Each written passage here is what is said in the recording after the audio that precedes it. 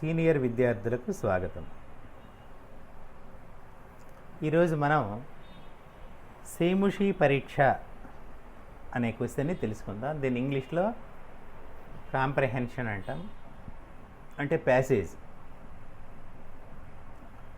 ఒక ప్యాసేజ్ ఇస్తారు, దాని క్రింద ఇలా 5 ప్రశ్నలు ఇస్తారు. ఈ ప్యాసేజ్ మొత్తం చదివి ఆ తర్వాత క్రింద ఇచ్చినటువంటి ఈ 5 ప్రశ్నలకు మనం సమాధానం రాయాలి. ఆ విధంగా మనకు సెకండ్ ఇయర్లో 5 ప్యాసేజీలు ఉన్నాయి. ఈ 5 ప్యాసేజీల్లో ఒక ప్యాసేజ్ ఒక అపఠిత గద్యము అంటారు, దీన్ని కాంప్రహెన్షన్ అంటాం. ఈ 5 ఒకటి ఇస్తారు, దానికి మనం సమాధానం రాయాలి. 5 చదవాలి, తప్పదు. ప్యాసేజ్ రైటింగ్ అంటే తెలుగులో అయితే రాసేయచ్చు, ఇంగ్లీష్లో అయితే రాసేయచ్చు. ఒక అవగాహన ఉంటుంది, ఇది మాతృభాష కాబట్టి, ఇది ఆంగ్ల భాష కాబట్టి, పరిచయం ఉన్న భాష కాబట్టి. మరి సాంస్క్రిట్లో ఎలా? ఆ ప్యాసేజ్ మనకు చదవాలా? సరే, ఏదో కష్టపడి చదువుతాము, దానికి మీనింగ్ తెలియాలి, ఎలా తెలుసుకోవాలా, మరి మనకు అర్థమవుతుందా కాదా, తెలుసుకోగలమా లేదా, సమాధానం రాయగలమా లేదా, అనేక సందేహాలు ఉన్నాయి. అందుకోసమే మీకు మెటీరియల్లో ప్రతి ప్యాసేజ్ మీనింగ్ని కింద ఇచ్చారు. ప్యాసేజ్ ఇచ్చారు, ఆ ప్యాసేజ్కి క్రింద మీనింగ్ కూడా ఇచ్చారు మెటీరియల్లో. ఆ తర్వాత సాంస్క్రిట్ ప్రశ్నలకు తెలుగులో మీనింగ్ ఇచ్చారు.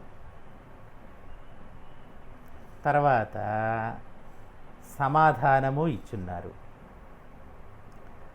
మీరు ఆ విభాగానికి వెళ్ళి మీరు చూశారంటే ఈజీగా అర్థమైపోతుంది.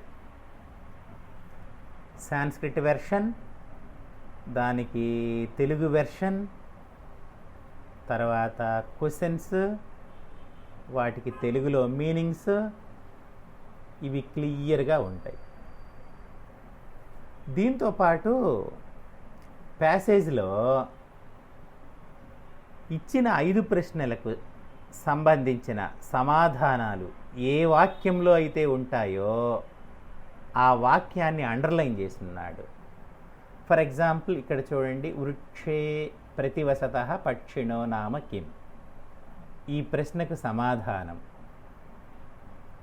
ఈ ప్యాసేజీలో ఏ లైన్లో అయితే ఉంటుందో ఆ లైన్ కింద అండర్లైన్ చేస్తాడు.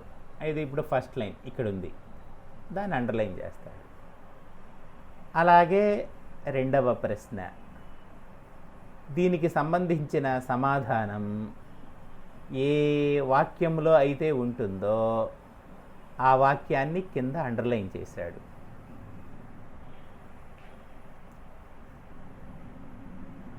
వాటిని ఒక్కసారి గమనిస్తే మీకు అర్థమైపోతుంది. ప్యాసేజ్లోనే అండర్లైన్ చేస్తున్నారు, తెలుగులో రాస్తున్నారు, క్వశ్చన్ని తెలుగులో రాస్తున్నారు. అతి సులభ శైలిలో నేర్చుకునేదానికి వీలుగా మనం ఇచ్చిన మెటీరియల్లో అన్ని సౌకర్యాలు కల్పించబడ్డాయి.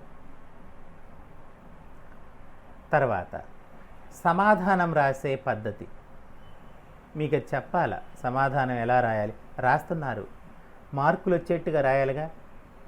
ఇంతకుముందు ప్రతిపదార్థాలను రాయమన్నాను, చాలామంది కవి పరిచయం రాయలే, సందర్భం రాయలే. మరి ప్రతిపదార్థం రాసి ఫుల్ మార్క్స్ రావు కదా. ఫుల్ మార్క్స్ రావాలి అంటే ఆ స్కీమ్ ఆఫ్ ఎవాల్యూషన్ని బట్టి మీకు వస్తాయి. అసలు ఆ స్కీమ్ ఆఫ్ ఎవాల్యూషన్ అన్నది కూడా మెటీరియల్లో మీకు ఫస్ట్ పేజీల్లో ఉంది. స్కీమ్ ఆఫ్ ఎవాల్యూషన్ 16 ప్రశ్నలకు మార్కులను ఎలా కేటాయిస్తారు అన్నది స్కీమ్ ఆఫ్ ఎవాల్యూషన్లో మెటీరియల్లో 1-2 పేజీల్లోనే ఉంది. అది కూడా మీరు ఒకసారి గమనించండి. మరి ఈ ప్రశ్నకి సమాధానం మనము ముక్తసరిగా రాస్తే కుదరదు, కంప్లీట్ సెంటెన్స్ రాయాలి. కేవలం ఒక పదాన్ని రాసి మార్కులు వేయమంటే వెయ్యరు. కంప్లీట్ సెంటెన్స్ ఉండాలి. ఇప్పుడు ఉదాహరణకు వృక్షే ప్రతివసతి పక్షిణో నామ కిం. చెట్టుపై నివసిస్తున్నటువంటి పక్షి పేరు ఏమిటి? ఇక్కడ ప్రశ్నార్థక పదము కిం, దీని ప్లేస్లో ఆన్సర్ రాయాల.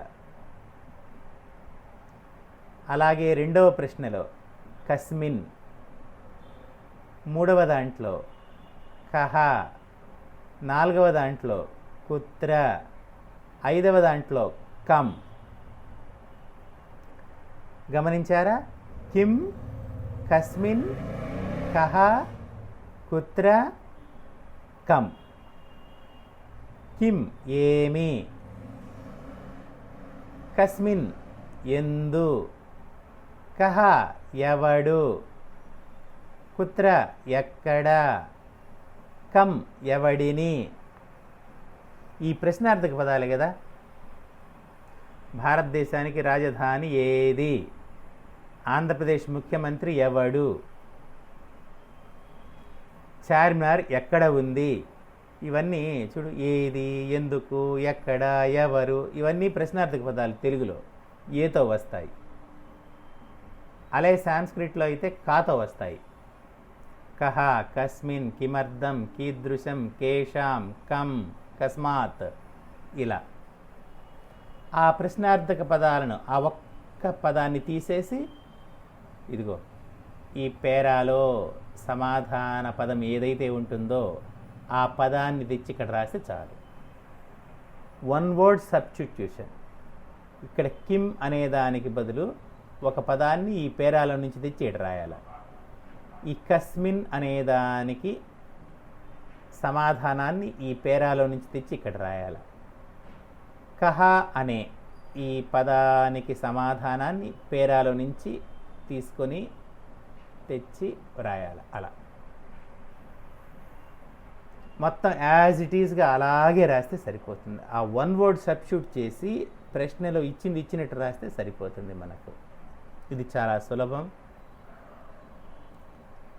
నిర్లక్ష్యం చేయకుండా జాగ్రత్తగా చదివితే దీంట్లో 5కి 5 వచ్చే అవకాశం ఉంటుంది. మీకు మెటీరియల్లో ఇచ్చున్నారు, గమనించండి. ఒక్కసారి తెర మీద చూడండి, నేను ఒక కాంప్రిహెన్షన్ చేస్తా.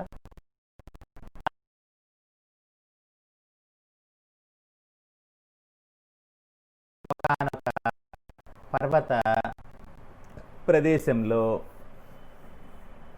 ఒక పెద్ద చెట్టు ఉంది.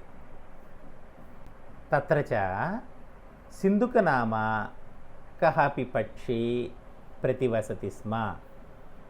అక్కడ సింధుకుడు అనే పేరు గల ఒక పక్షి నివసించుచున్నది. తస్య పురీషే సువర్ణం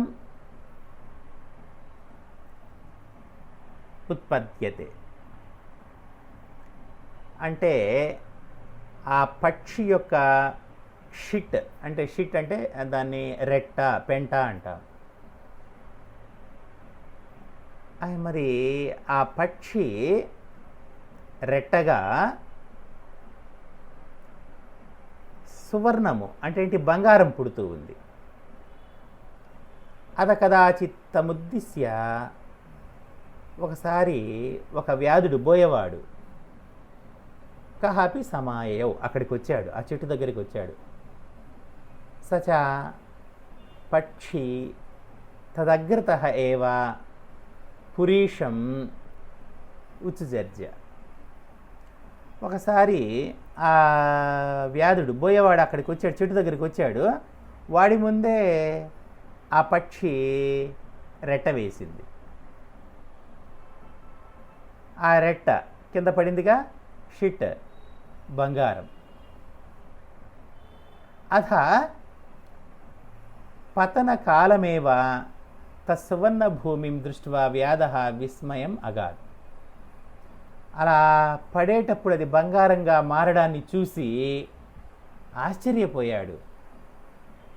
అహో, అయ్యో, మమ శిశుకాలాత్ ఆరభ్య శకునిబంధ వ్యసనినః ఆశీతి వర్షాన్ని సమభవన్. నేను శిశుకాలాత్ బాల్యం నుంచి ఇప్పటి వరకు ముసలివాడనయ్యాను, వృద్ధుడనయ్యాను.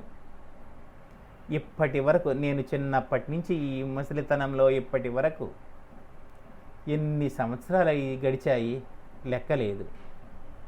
నచ కదాచిత్ పక్షి పురీషే సువర్ణం దృష్టం ఇది.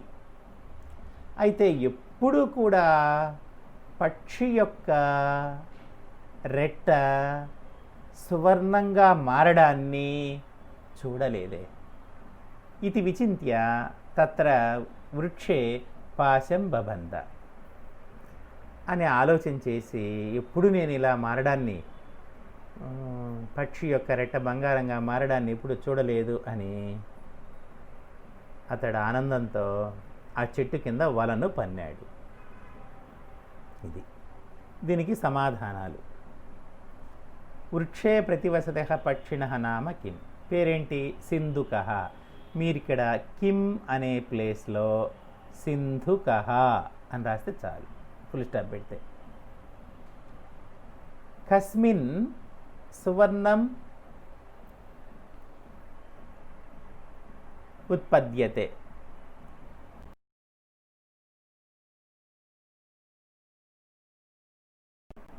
రెట్ట నుండి. పురీషే, పురీషే సువర్ణం ఉత్పద్యతే. పక్షిణం ఉద్దిశ్య కహ సమాయయౌ. మరి ఈ పక్షిని అంటే వేటాడడం కొరకు ఎవరు వచ్చారు అంటే వ్యాధః. ఈ వ్యాధః అనే పదాన్ని ఇక్కడ సబ్స్టిట్యూట్ చేస్తే చాలు. సహ పక్షి కుత్ర పురీషం ఉత్ససర్జ్య. మరి పక్షి అతని ముందు ఏమి చేసింది? ఎక్కడ ఏమి చేసింది అంటే అగ్రతః. సహ చ పక్షి తదగ్రతః అంటే అతని కళ్ళ ముందే, అతని ముందే. తదగ్రత, తదగ్రత అని రాస్తే సరిపోతుంది. అతని ముందు. వ్యాధః వృక్షే కంబబద్ధ. వ్యాధుడు ఏం చేశాడు? కంబబంధ ఏం చేశాడంటే పాశం, వలను పన్నాడు. కం అన్న దగ్గర పాశం అని రాస్తే సరిపోతుంది. మరి ఈ విధంగా వన్ వర్డ్ సబ్స్టిట్యూషన్ అన్నమాట. One word substitution. ఆ విధంగా మీరు ప్యాసేజ్ ఇస్తారు, ఆ ప్యాసేజ్కి సమాధానాలను రాయాలి. ఇది ప్రాక్టీస్ చేస్తే సరిపోతుంది, ఒకసారి తెలుసుకోవాలి. తర్వాత రెండవ